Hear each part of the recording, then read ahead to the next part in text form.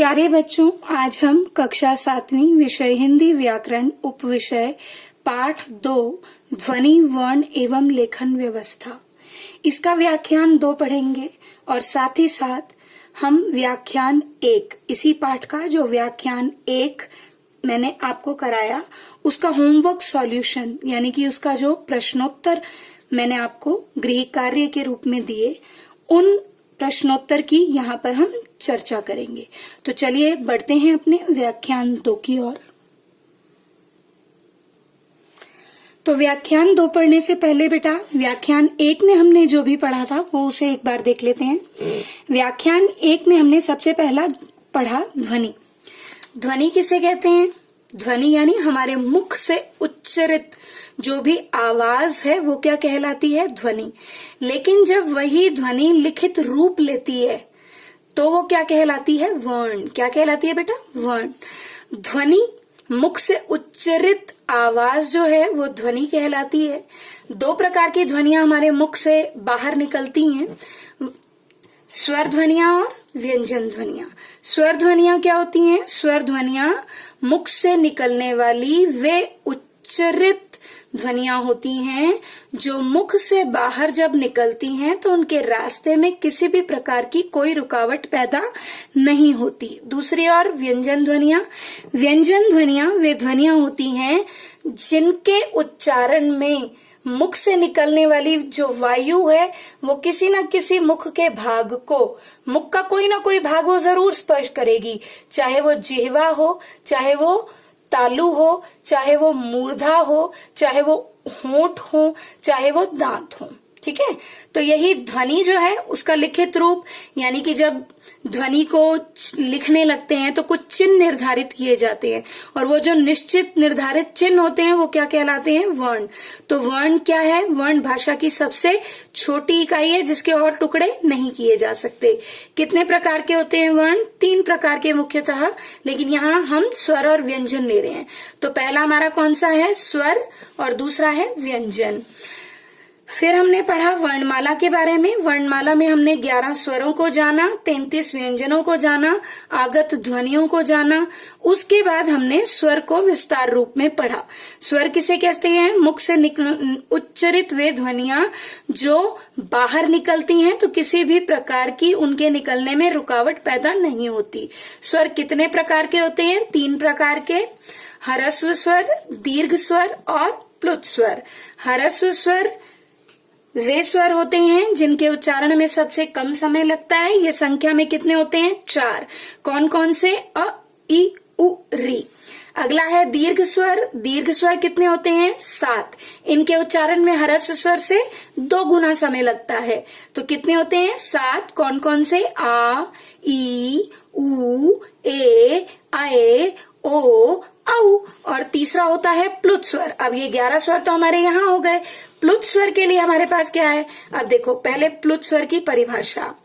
प्लुत स्वर की परिभाषा में मैंने आपको क्या बताया था कि प्लुत स्वर वे स्वर होते हैं जिनके उच्चारण में ह्रस्व स्वर से तिगुना यानी 3 गुना समय लगता है।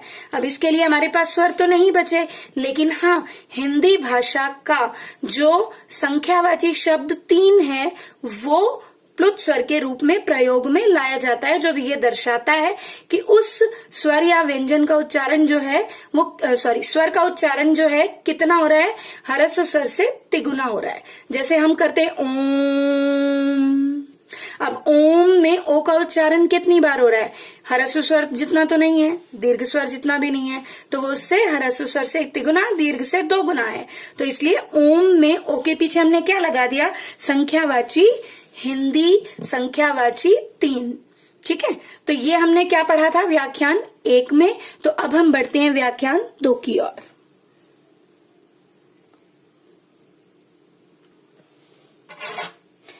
तो बेटा आज इस लेक्चर 2 में हम पढ़ेंगे व्यंजन। स्वर की तरह व्यंजन भी कितने होते हैं? 3। कौन कौन से? स्पर्श व्यंजन, अंतःस्थ व्यंजन और ऊष्म व्यंजन। स्वर की भांति व्यंजन के 3 भेद हैं। नंबर 1 स्पर्श व्यंजन। इनके उच्चारण में व्यंजन कंठ, तालु, मूर्धा, दांत, होंठ और सभी और जीभ से टकराकर बाहर निकलते हैं। ये संख्या में कितने हैं? 25। ये व्यंजन कितने हैं बेटा? 25 व्यंजन हैं। कितने वर्गों में बंटे हैं? ये 5 वर्गों में बंटे हैं। पहला है क वर्ग, दूसरा है च वर्ग, तीसरा है ट वर्ग, चौथा है त वर्ग और पांचवा है प वर्ग। क वर्ग क ख ग घ य, च वर्ग च छ ज झ य, ट वर्ग ट ठ ड ढ ण और अढ़ भी दोनों इसी में आ जाएंगे। त वर्ग त थ द ध न, प वर्ग प फ ब भ म। फिर से करते हैं इसे। स्पर्श व्यंजन, इनके उच्चारण में व्यंजन जो है कंठ, तालु, मूर्धा, दांत, होंठ, जीभ से टकराकर बाहर निकलते हैं। ये कितने हैं? ये 25 व्यंजन हैं जो कि 5 वर्गों में बटे हैं। क वर्ग, च वर्ग, ट वर्ग, त वर्ग और प वर्ग। तो हमने सबसे पहले क्या पढ़ा? स्पर्श व्यंजन कितने हैं? 25। कितने वर्गों में बटे हैं? 5। और अब हम पढ़ेंगे अंतःस्थ और ऊष्म व्यंजन। अब है बेटा अंतःस्थ व्यंजन। इनका उच्चारण स्वरों तथा व्यंजनों के मध्य यानी बीच का होता है, अर्थात जो मध्य में स्थित हो, बीच में स्थित हो। ये संख्या में कितने हैं? 4। कौन कौन से? य, र, ल, व। कौन कौन से? य, र, ल, व। ऊष्म व्यंजन, इनके उच्चारण में ऊष्मा यानी गर्मी पैदा होती है। ये भी संख्या में 4 हैं। श, श, स, ह। य, र, ल, व अंतःस्थ व्यंजन, श, श, स, ह ऊष्म व्यंजन। तो कुल कितने हुए? 25 स्पर्श व्यंजन, 4 अंतःस्थ 29 और 4 हमारे पास ऊष्म व्यंजन, यानी कुल व्यंजन है 33। स्वर कितने हैं? 11। व्यंजन कितने हैं? 33। अब बेटा हम पढ़ेंगे संयुक्त व्यंजन, द्वित्व व्यंजन और संयुक्ताक्षर। हमने अभी तक व्यंजन के 3 भेद पढ़े। इसके अलावा अब हमारे पास व्यंजन की और क्या जानकारी है, वो ये जानकारी है। संयुक्त व्यंजन, संयुक्त व्यंजन 2 भिन्न व्यंजनों के मेल से बने व्यंजन संयुक्त व्यंजन कहलाते हैं। आपने संयुक्त व्यंजन बेटा पिछली कक्षा में भी पढ़े होंगे। पिछली कक्षा में जब आपने संयुक्त व्यंजन पढ़े तो आपको ये बहुत अच्छे से मालूम है कि 4 संयुक्त व्यंजन होते हैं, क्ष, त्र, ज्ञ और श्र। तो क जमा श मिलकर क्या बना? क्ष। त जमा र मिलकर क्या बना? त्र। ज जमा अय मिलकर क्या बना? ज्ञ। श जमा र मिलकर क्या बना? श्र। तो ये 4 संयुक्त व्यंजन है हमारे पास जो 2 भिन्न व्यंजनों के मेल से बनते हैं। ठीक है, जैसे क्ष है, क्ष के लिए क्षमा, क्षत्रिय। ठीक है, कक्षा ये शब्द हैं। त्र त्रिभुज, त्रिशूल, त्रिवेणी, ज्ञ ज्ञान, विज्ञान, अज्ञान, श्र श्रम, श्रमिक। ये उदाहरण दे रही हूं मैं आपको। तो अगला हमारे पास क्या है? द्वित्व व्यंजन। द्वित्व व्यंजन क्या होते हैं? अब यहाँ पर तो 2 भिन्न व्यंजन थे, इसमें क्या है? 2 समान व्यंजन। 2 समान व्यंजनों से मिलकर बने व्यंजनों को द्वित्व व्यंजन कहते हैं। जैसे अब ये देखिए, ये 2 समान व्यंजन हैं, क स्वर रहित और क स्वर सहित, मिलकर क्या बना? क। और शब्द क्या है हमारे पास? पक्का, हक्का, बक्का, हुक्का। ठीक है, ऐसे ही म स्वर रहित, म स्वर सहित क्या बना? मम। तो शब्द है हमारे पास मम्मी, अम्मी। तत त स्वर रहित, त स्वर सहित मिलकर बना तत। पत्ता, गत्ता, छत्ता। अब है संयुक्ताक्षर। अब ये भी 2 भिन्न व्यंजन होते हैं, अलग अलग व्यंजन होते हैं, लेकिन वो इस तरह एक व्यंजन नहीं बनाते। तो ये तो अक्षर बना रहे हैं, ये इसलिए क्या कहला रहे हैं? संयुक्ताक्षर। 2 अलग अलग व्यंजनों के मेल से बने अक्षर संयुक्ताक्षर कहलाते हैं। जैसे क जमा में य, तो क स्वर रहित है, य स्वर सहित है, मिलकर क्या बनेगा? क्य। और शब्द क्या है हमारे पास? क्यारी। शब्द क्या है? क्यारी। इसी तरह प क्या है? स्वर रहित, य स्वर सहित के साथ मिला और बनाया उसने प्य। प्य हमने क्या शब्द बनाया? प्यारा। तो बेटा संयुक्त व्यंजन, द्वित्व व्यंजन, संयुक्ताक्षर। क्लियर? अब हम बढ़ते हैं आगे। देखिए बेटा, अब है आगत ध्वनियां तथा उनके वर्ण। स्वर पढ़ लिए, व्यंजन पढ़ लिए। स्वर और व्यंजन के बाद हमारे पास यहाँ क्या है? आगत ध्वनियां।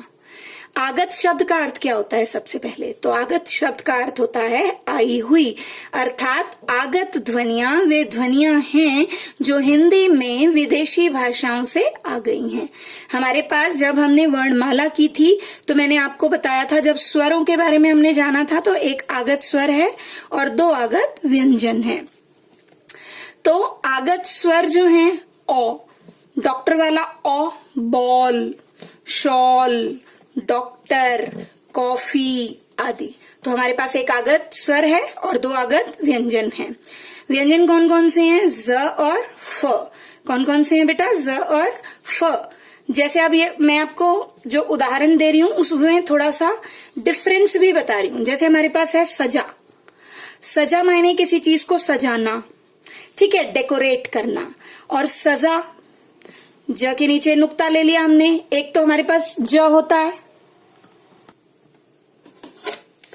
जो ज होता है हमारे पास, ठीक है, उसमें हमने उदाहरण लिया है सजाना, डेकोरेट करना। फिर हमने लिया सजा। सजा का क्या अर्थ होता है? दंड। मायने जब हम कोई अपराध करते हैं तो हमें क्या मिलता है? सजा मिलती है, दंड मिलता है। फन, बिना नुक्ते के फ है तो सांप का फन। और अगर इस फ की हम बात कर रहे हैं तो वो फन है हुनर, हमारा टैलेंट। किसी भी इंसान में जो टैलेंट होता है वो क्या कहलाता है? उसका फन। उसके नीचे हम क्या लगाएंगे? फ के नीचे नुक्ता। लेकिन अगर हम सांप के फन की बात कर रहे हैं तो हम नुक्ता नहीं लगाएंगे। तो ये आगत ध्वनियां और उनके वर्ण हैं जो हमने पढ़े। तो आगे बढ़ते हैं। अब बेटा हमने क्या क्या पढ़ा? व्यंजन पढ़े, व्यंजन के अन्य भेद, संयुक्त व्यंजन, द्वित्व व्यंजन, संयुक्ताक्षर पढ़े। फिर हमने जो है व्यंजनों में और क्या जाना कि जो आगत ध्वनियां हैं उनके बारे में जाना।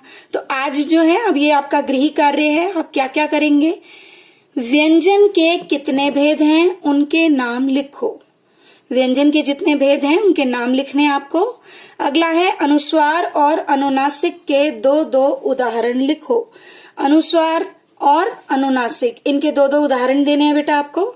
अगला है संयुक्त व्यंजन, द्वित्व व्यंजन और संयुक्ताक्षर के 2-2 उदाहरण लिखो।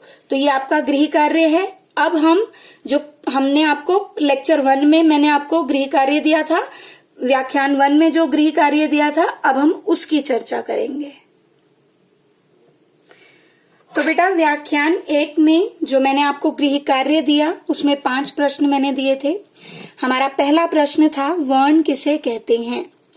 उच्चरित ध्वनियों को लिखित रूप में प्रस्तुत करने के लिए जिन लिपि चिन्हों का प्रयोग किया जाता है वे वर्ण कहलाते हैं। फिर से सुनिए, उच्चरित ध्वनियों को लिखित रूप में प्रस्तुत करने के लिए जिन लिपि चिन्हों का प्रयोग किया जाता है वे वर्ण कहलाते हैं। दूसरा प्रश्न, अंतःस्थ व्यंजन कौन कौन से हैं? लिखो। तो अंतःस्थ व्यंजन कौन कौन से हैं बेटा? अंतःस्थ व्यंजन 4 हैं, य, र, ल और व। अंतःस्थ व्यंजन कौन कितने हैं? 4। और कौन कौन से हैं? य, र, ल, व। तीसरा प्रश्न, आगत स्वर कौन सा है? कोई 2 उदाहरण लिखो। तो हम पहले बताएंगे कि आगत स्वर ओ है, डॉक्टर वाला ओ।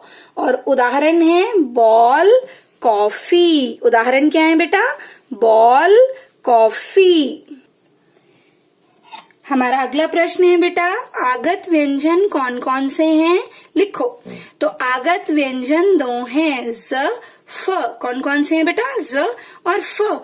उदाहरण देने हैं, सजा, जरा, जमीन। फ से फन, फारसी साफ। आगत व्यंजन कौन कौन से हैं? ज और फ। ये हमने तीन तीन इसके उदाहरण दिए। पहले हमने बताया कि आगत व्यंजन दो हैं, ज और फ। सजा, जरा, जमीन। फन, फारसी साफ। फिर हमारा प्रश्न, अंतिम प्रश्न था, दीर्घ स्वर कितने हैं? लिखो। दीर्घ स्वर 7 हैं। कितने हैं संख्या में बेटा? 7। कौन कौन से? आ, ई, उ, ए, ओ, औ। कौन कौन से हैं बेटा? आ, ई, उ, ए, ओ, औ। तो बेटा आज का हमारा जो भी लेक्चर है व्याख्यान 2 हमारा यहीं समाप्त होता है। और मैंने आज आपको जो गृह कार्य दिया व्याख्यान 2 से संबंधित, उसे तो आप कच्ची कॉपी यानी रफ नोटबुक में लिखेंगे, लेकिन व्याख्यान 1 से संबंधित जो गृह कार्य अभी हमने डिस्कस किया, अभी हमने जिसकी चर्चा की, इसे आप अपनी फेयर नोटबुक यानी कि पक्की कॉपी में लिख सकते हैं आप। ठीक है, तो इसे पक्की कॉपी में लिख लेना और आज वाले काम को, आज वाले गृह कार्य को आप कहाँ लिखेंगे? कच्ची कॉपी यानी रफ नोटबुक में। ठीक है, धन्यवाद। मिलते हैं अगले लेक्चर में।